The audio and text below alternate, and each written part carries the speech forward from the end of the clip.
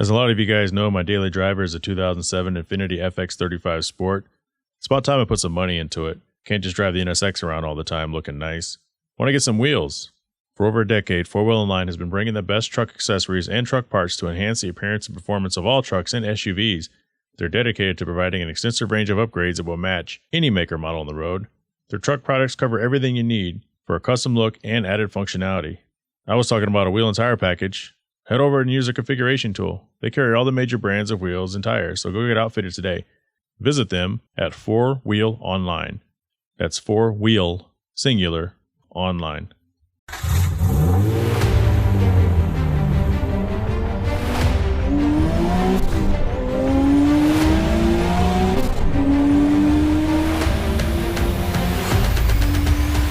This is the Hard Parking Podcast, Other Side of the Wheel, brought to you by Right Honda out of Scottsdale, Arizona. I am your host, Jhae Finning. Finally have an in-studio guest. Byron is with us today. Say what's up. What's up? There he is. So I just got back from Florida. You probably, if you've seen it on social media, kind of did a family trip. But I had an interesting observation, and this isn't my observation of the week. We're going to get into the actual random thought of the week after we get into Byron's segment, because he's here in studio for the AZ Ride of the Week. But I guess this is like a bonus observation. We're in Miami Beach, and a lot of Slingshots. You know the Slingshots, the little three-wheel things? Yeah. Brothas love the Slingshots. You know, because you can rent them, and you can kind of tell when somebody rents one. Usually when and I can see Miami, you rent a Slingshot, it's kind of dope, right? But man, the brothers love the Slingshots, man. They're rolling by looking like freaking, I don't know, like a hip hop star. Just bump the music, and the people riding is just partying. It's like, you rented that, right? You probably rented it. Right. And you're gonna get back in your Toyota Tercel when you're done with vacation and go home. But what are your thoughts on the Slingshots? So a neighbor down the street from me actually had one at one point. I don't know if it was hers or her boyfriend's or what, but had one, and I got a chance to ride in it once. And I was in Vegas one time, and the people I was with, they rented one, so I got a chance to ride in it.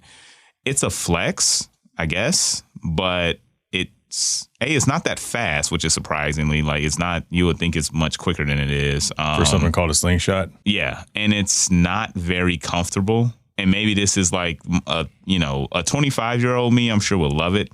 The old crotchety 33-year-old me is like, yeah, give me something comfortable. I'm good. But yeah, I've definitely seen what you're talking about. I mean, even, back when I lived in Atlanta, I would see all the time people rent something nice and just flex hard with it. They go down the Ave, the main strip. Is like, you rented that car, right? I mean, it's cool, but you're not impressing anybody. Right. Well, I mean, I even seen things, I'm going to deviate a little bit, but you'll get the point. Back when I went to Morehouse, and so Spelman's right across the street from us, which is an all-women's college.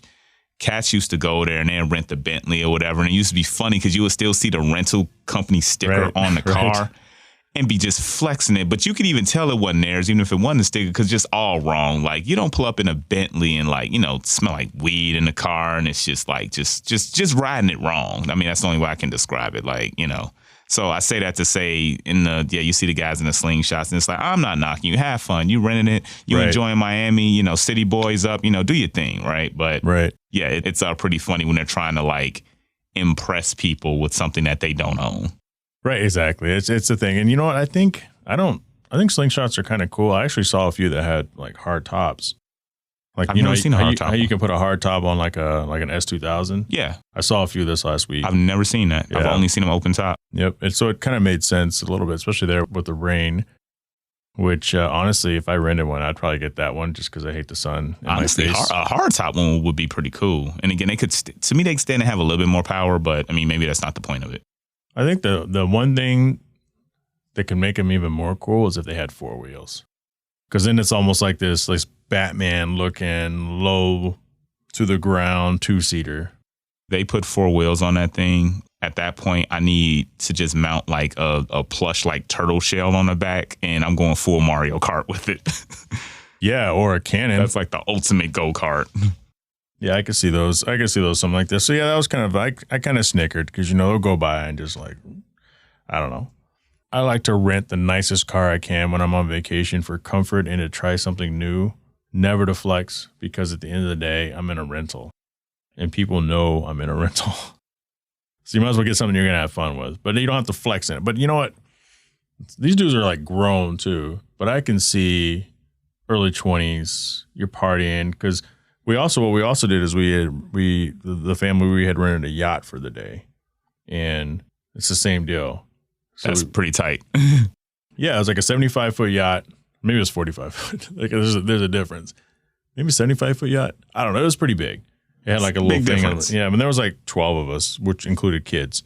And we pulled up to like a hotel, and there's a ton of yachts. It's like a taxiway. Everybody's ready for their yacht to show up, and they got their food and their drinks. And where is this? Miami. Okay, this is also in Miami. Okay. Yeah, this is in Miami. And we all went to this little area, and everybody, like every boat that we had seen when we were getting on, all those people we saw also in that little area. So it was kind of like, this is cool. But it was the same deal. The boats were going by, and you'd have all these like teenagers just dancing and living la vida loca and just having a great time. You're like, that's not your yacht.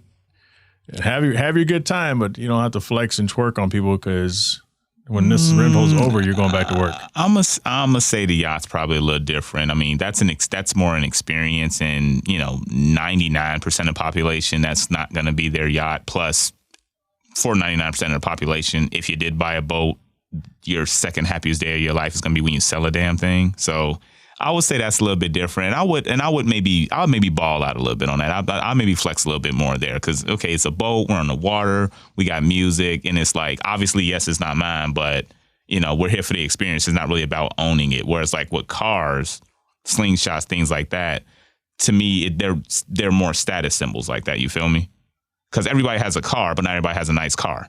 Literally, no one has a yacht, except someone who's a millionaire or, multimillionaire, I should even say. Yeah. So what I'm more referring to is, once the boats come by the area where you pick people up, people are like, well, let's just show them what we got. And it's literally like 15, 20, 18 to 22-year-old chicks already drunk off their ass. Mm-hmm. It's like, look, have a good time. It's just like having the Bachelor or the Bachelorette. People go by when you're in downtown Scottsdale, and you can tell they're out for the night, and they're just wilding out. Yeah, just having a good time. Like, have your good time. You're not impressing me, but have a great time. Because we're the same. We went on the boat, but we were just kind of chilling. Right. And we loved it, But I think it's more of an age thing than anything. Yeah, it's definitely an age thing. Because, I mean, me right now, I'd be like you, out with my wife and on the boat, kids playing. And I'm just chilling, sit back with a nice drink or whatever. Me at 25, 24, 23, yeah, I'm probably going to be wilding. Woo! Right. Look at us. Woo! White Claw. Nah, we drank a little bit heavier than that. I knew about Everclear way before I knew about some of the little spritzy stuff. Well, we had a good time. So let's jump into the Arizona Ride of the Week segment. That's why you're here. You are the Arizona Ride of the Week. Oh, by the way, this is Byron, as you said earlier. So he was in the student loan forgiveness episode, part 1. Which people love that episode. Oh, nice to know. Nice to know. I figured I annoyed everybody. So here we are a month or two later, and I still haven't had my money forgiven, but they have given out a few $1 trillion to people who have gone out and bought guns instead of spent the money on their bills. Well, yeah, we all knew that was going to happen. We knew, yeah. Yeah, there's no quick fix, but... You cut people a check, they're never going to be responsible with it. But at any rate, that's not what we're here to discuss today. That's right. All right, so... It's time for Arizona Ride of the Week, sponsored by Higher Quality Detail out of Tempe, Arizona. They specialize in premium vehicle protection solutions and cosmetic customizations as your one-stop shop, ranging from basic detailing options through ceramic coating, paint correction, protection films, and more. Visit Ceramic Pro Arizona, one word, on Instagram, or Higher Quality Detail. That's HYER, also one word. Start looking your best today. So what are you rolling? Why are you here? What is it you want to tell us so badly about, Byron? So my ride is it's a 2009 Mercedes. It's a C63 AMG. For those who are in the know, it's the W204 body. They made that from 2008 all the way to, I want to say, 2014, 13 or 14, one of them. It's powered by the 6.2 liter M156 V8. From the factory, it's about 450 horse at the crank, high threes at the wheels.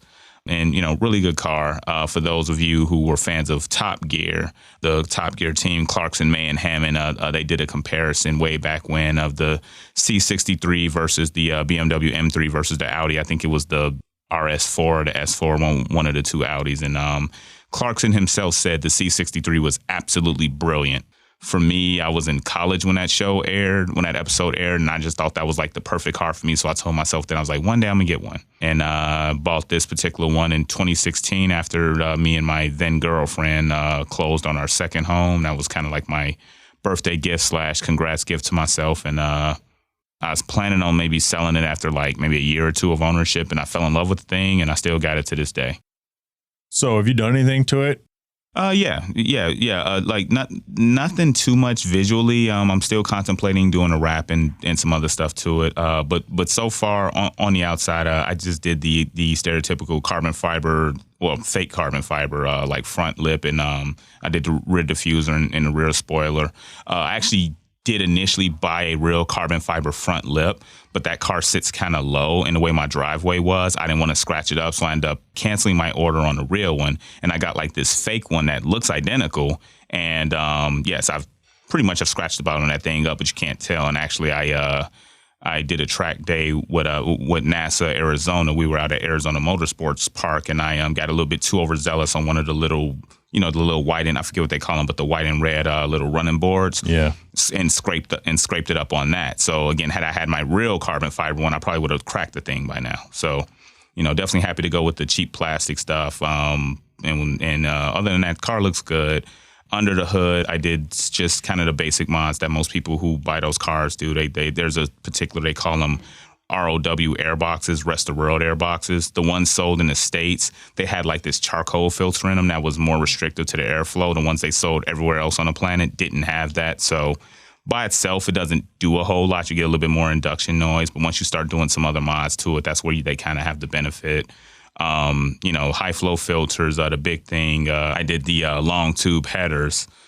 So now the cold start on that car is like ridiculously loud. Then after that, it's like an explosion, right? Oh, it's it is an explosion. I'll have to bring you by the house one day so you can hear it. But it's an explosion. Well, you moved to Queen Creek, and that's like that's far. Well, yeah, but I needed space to store all 5 of my cars at this point. So yeah, I kind of have problems. Sounds very first world problem.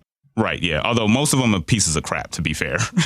So what would you do to your car? I mean, are you done with it? I mean, what's next with this car? Like, what are your goals? I go back and forth with it. I just hit my power goal. So with the long tube headers, and I got it tuned over at Dyno Comp. So, shout out to the team at Dyno Comp for taking care of me and taking care of a lot of our other group members in Arizona AMG Club.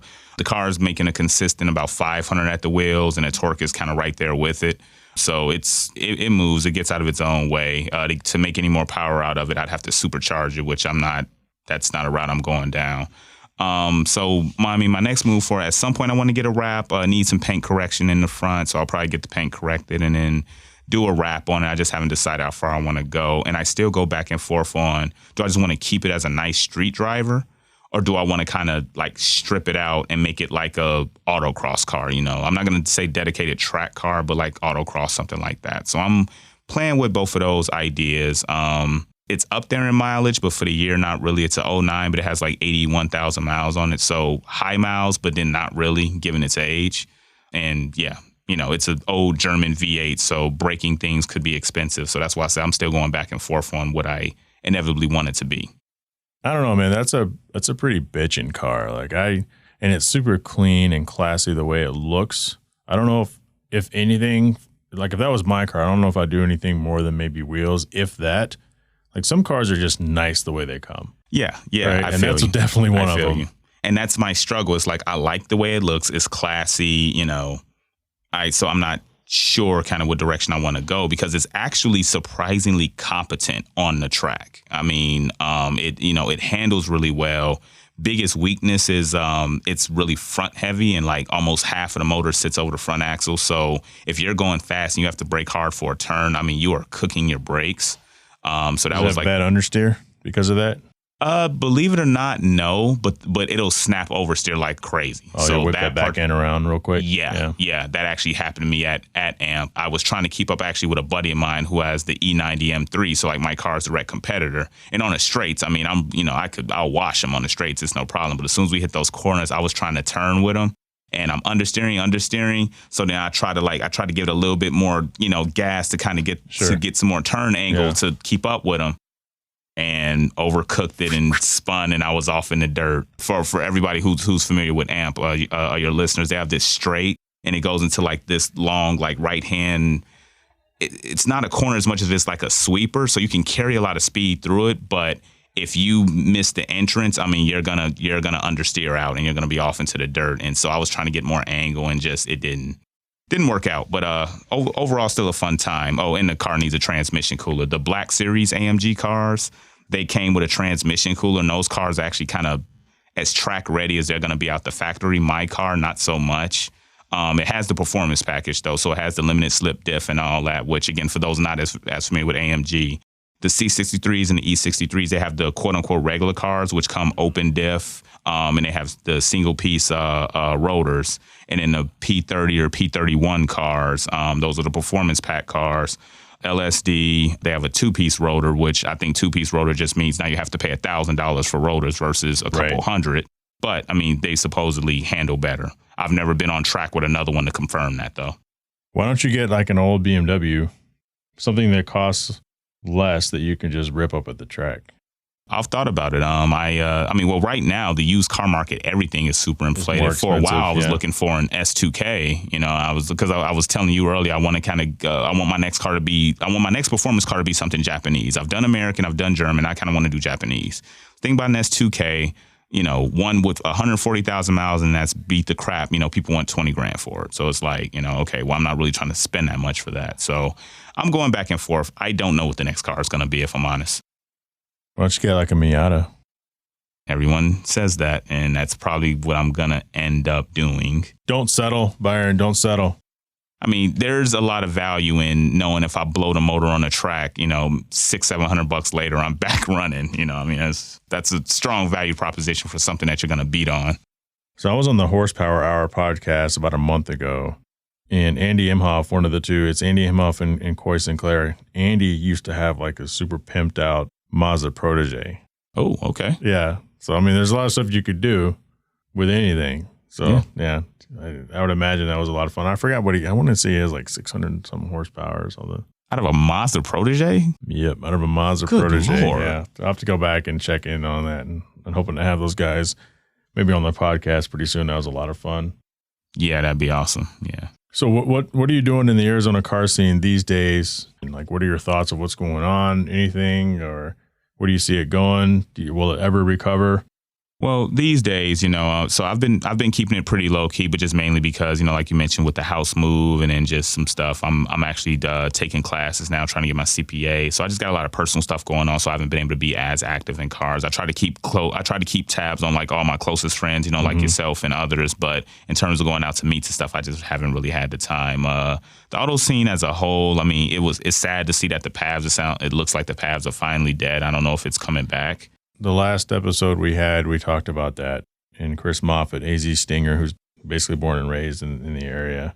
It's up to the Indian reservation out there, and they don't want to do it because it's on their land. And given all the crap that was happening toward the end, it doesn't surprise me. It's like almost every weekend, somebody's, yeeting their car into the curb or something. It's only a matter of time if somebody's going to get killed. So it's like, it's unfortunate what's happening to the auto scene here, especially, you hearing about the takeovers, more people getting caught racing and things like that, because pretty much it's just going to bring more heat down. And I know, I've only lived here 10 years, but I know guys who, if they wanted to really race, they want to get some real runs, and they go out in the middle of nowhere where there's, no one but themselves, and they go and run in, have a good time, bet money, whatever.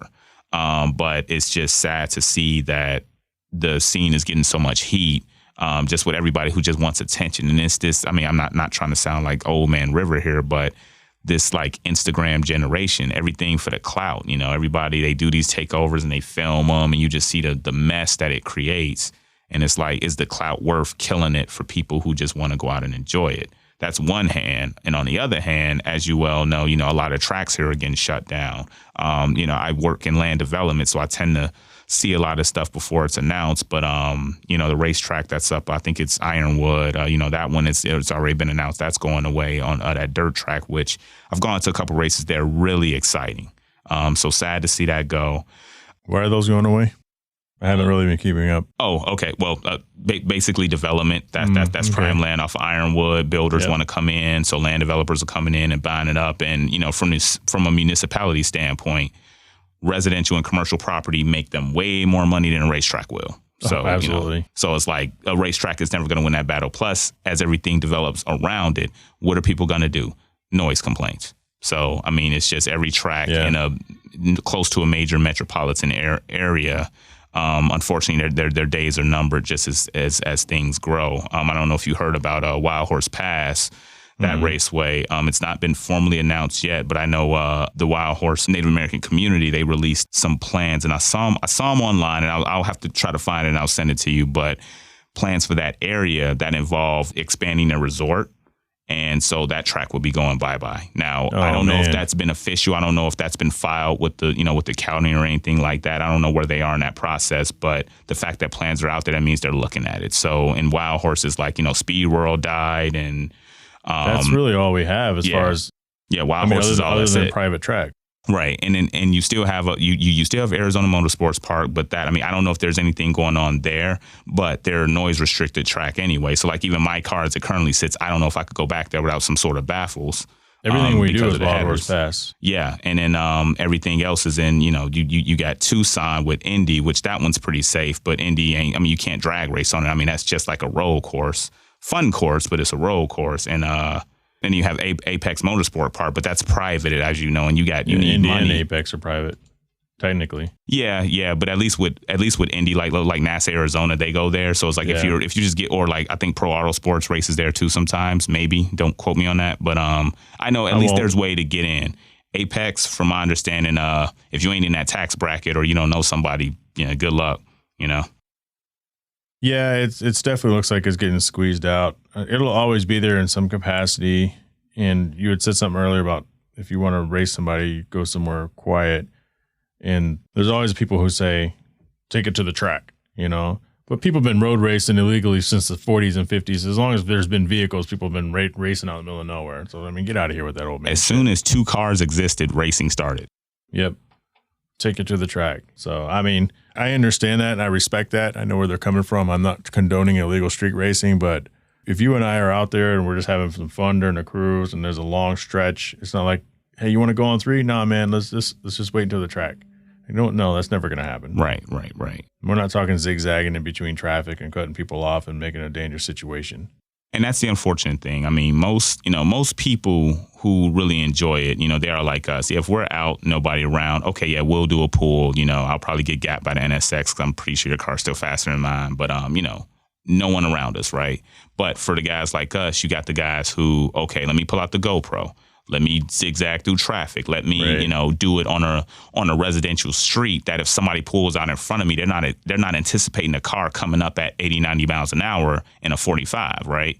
So, and then that's where you have the, that's where you have the issues. Or let me, go in the middle of Grand Avenue and start doing burnouts. It's like, that's what's killing it, You need that Ben Chin money to get out of that shit.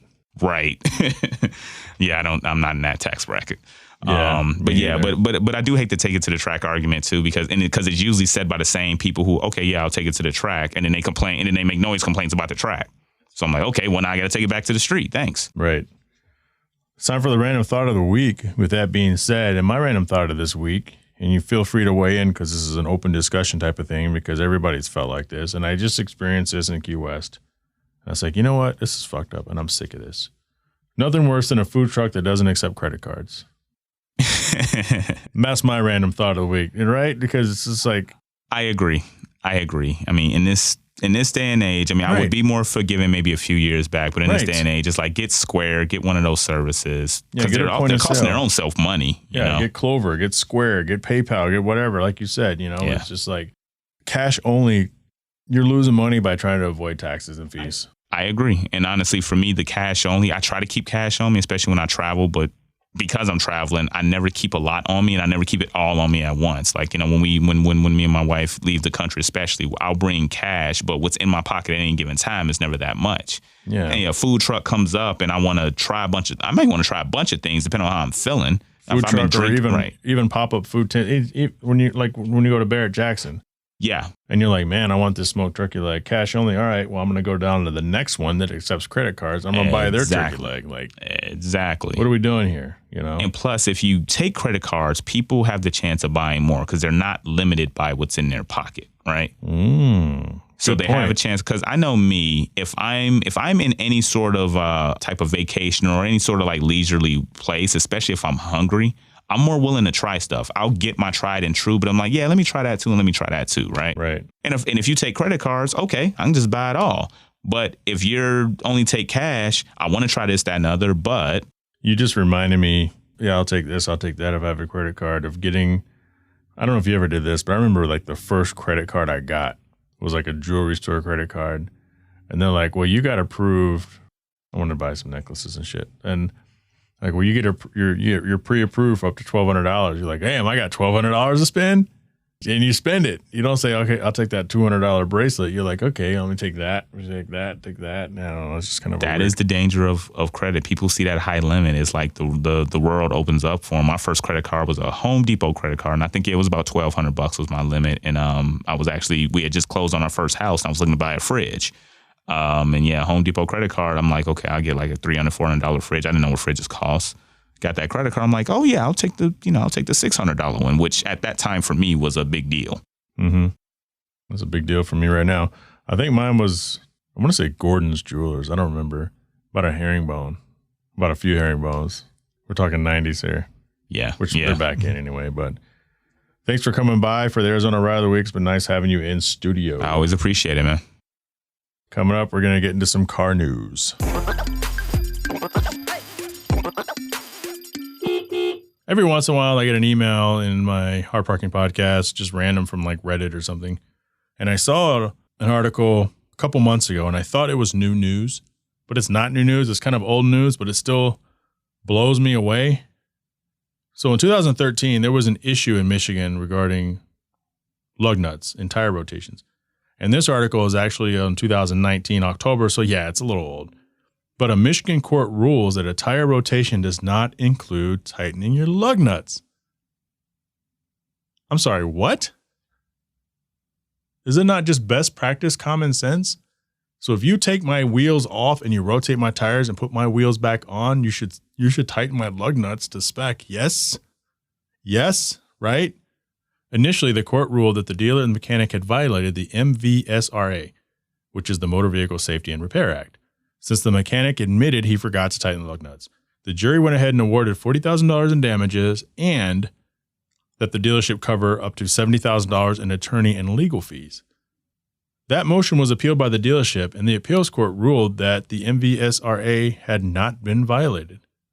While the MVSRA protects drivers from charge for repairs that are in fact not performed, the judges decided the next step was to see if the tire rotation was performed.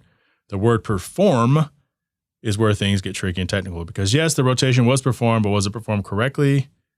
And if you want the exact words, it says right here, we conclude under the plain language of the MCL ... whatever, that defendants performed a tire rotation, albeit negligently. There is no support for the trial court's determination that a tire rotation is not performed if a service person fails to sufficiently tighten the lug nuts on one tire. I'm sorry, what? I'm sorry. What? Moving on.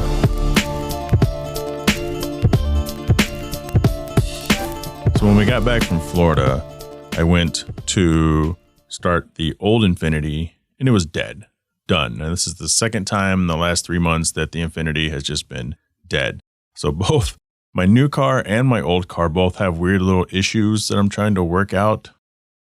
And that's the thing. You buy a used car, you're not quite sure what is going on with it. I took out some extra money to take care of last minute things or things that may have popped up that weren't fully disclosed. And so it's got some check engine light and crap like that going on. And I don't think it's a big deal. But with the old car, this is the second time, like I said earlier, that the battery's been dead. Like nothing. And there were no signs of it dying before. So I went ahead and hooked the battery tender up to it, took the battery charger off the NSX and put it on the Infiniti. And by the end of the day, full charge, not partial, full charge. So I started the car up and I decided to take it into AutoZone down the street because I'm like, look, man, this is crazy. I've owned this thing for 8 years. And I've never had this issue, and we had the issue back to back. Last time it happened, I checked the battery, and I just bought the battery last year. So I took it in. The girl comes out, and male, female, doesn't matter. And like, look, here's the thing. There's this stigma out there that the people who work at the auto parts stores just don't know anything. And there's a lot of knowledgeable people behind that counter. And I would argue there's people behind that counter that know a hell of a lot more about stuff than I do. Why? Because they're looking at parts all day. And they're learning things all day. And I know that doesn't necessarily make you smarter, but it does equip you with more knowledge at the end of your fingertips. So the girl comes out to test the battery. And we do this thing where she said the battery checks out. The alternator checked out, because that's what I was worried about. I thought maybe the alternator was dead, although I didn't have any signs of an alternator dying. Typically, you have signs of the alternator dying. And she said the starter checked out fine. So all three things checked out. And so I'm trying to deal with that, because I said to her, that's weird. It's the second time it's happened. And she asked me, she goes, you said you just got back from vacation? I go, yes. You disconnect your negative terminal before you go on vacation? I said, no, I do not. Well, you might want to do that, because sometimes when cars sit for too long, if you just leave them, then the battery's drained. I'm kind of looking at her sideways like, yeah, on my NSX, because those ECUs are known for just being hungry. If you leave a first-gen NSX off the tender for multiple weeks, like 3 or 4 weeks, without starting the car, that battery will go dead. So I always have a battery tender on mine. The Infinity, it's just a normal car. There's nothing special about it. I don't have an aftermarket radio. I don't have anything that's producing any sort of a drain. So I'm curious if you guys have any ideas of what it actually really could be. If we're ruling out the battery, because my wife's like, maybe it's a faulty battery. I mean, maybe, but I don't know. I don't know if that's a thing. Could be, but I don't know if that's a thing. Alternator checks out. So it's not the alternator. It's not the starter. It's just super weird.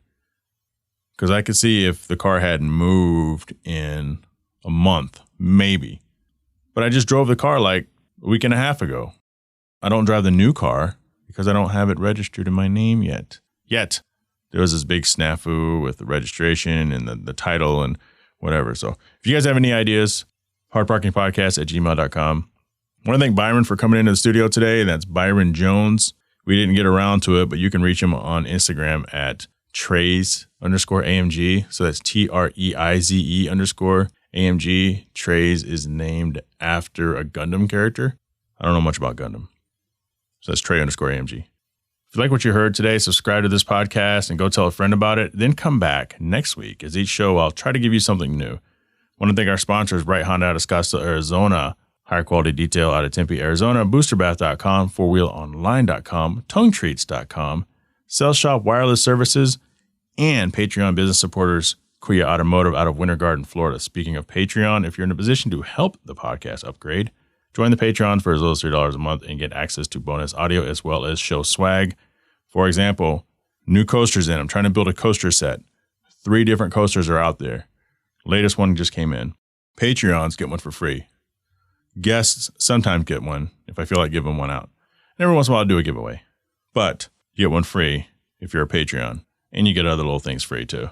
You can also support on the Anchor FM link in the episode description, which allows for you to support the show for as little as 99 cents a month. You can't even buy a drip coffee at any coffee shop for that price. Pick up some show swag at the Teespring store. The link is also in the show description. If you want to reach me, it's hardparkingpodcast@gmail.com. Follow me on Instagram at NA2NSX or JTravels. That's JHAE_travels. Join the Hard Parking Violations Facebook group, dropping all sorts of fun things there. We do the Q&A segment. Usually I say, hey guys, you have any questions for the upcoming show? And I don't know, whatever bonus material. The general Facebook is facebook.com, Hard Parking Media. And of course, last but not least, do not forget to YouTube, Hard Parking Media or Hard Parking Podcast. I'm slacking on content. I try to get something out every week, but it's more like every 2.5 weeks. I can't help it. I'm too detail oriented in trying to make these videos. But at the end of the day, I can't grow without you telling the world how great this show is. So let's do this. Let's grow this thing together. Talk to you next week.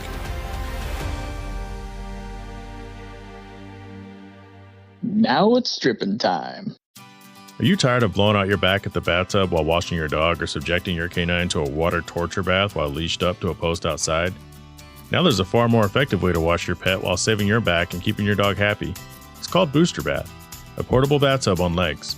Head over to boosterbath.com, one word, and pick one up. Available in 3 sizes, this tub system features a drain, a soap cubby, and water controlling wand. This tub conveniently breaks down to be stored when not in use.